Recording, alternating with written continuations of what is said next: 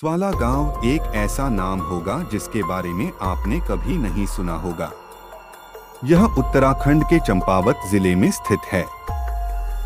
उत्तराखंड को हम देवभूमि के नाम से जानते हैं, लेकिन इस देवभूमि में कई जगहें ऐसी भी हैं जिन्हें भूत प्रेतों का अड्डा कहा जाता है।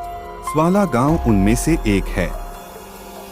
1952 से पहले यह एक सामान्य गांव की तरह था, जहां बहुत सारे लोग रहते थे, लेकिन एक दुर्भाग्यपूर्ण घटना ने इस गांव को भूतिया गांव बना दिया। एक बहुत ही अजीब कहानी है जिसने इस गांव को भूतिया बना दिया।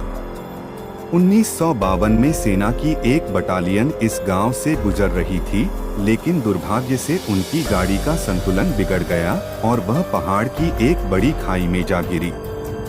सेना के सभी लोग फंस गए और बुरी तरह घायल हो गए।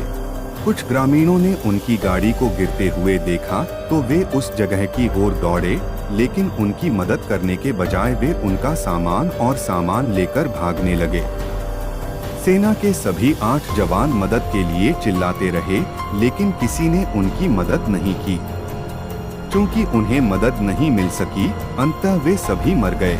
लोग कहते हैं कि इस घटना ने गांव की किस्मत बदल दी। कहा जाता है कि कुछ दिनों के बाद लोगों को उन सेना के जवानों का भूत सताता हुआ नजर आने लगा।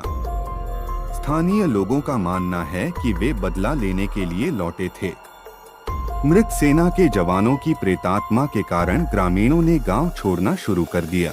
मैं वहां घटित होने वाली बहुत सी कहानियां सुनता हूं। वे आसपास के गांवों की ओर बढ़ने लगे और कुछ ही वर्षों में सभी ने गांव छोड़ दिया। कोई भी ग्रामीण रात में यहाँ रुकने की हिम्मत नहीं करता।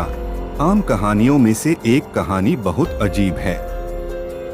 लोगों का कहना है कि अगर वे गांव के घर में रात बिताने की कोशिश करते हैं और अंधेरे में बाहर आते हैं, तो सैनिकों की आत्मा उन्हें उसी स्थान पर खींचने की कोशिश करती है जहां वे सभी मर गए थे।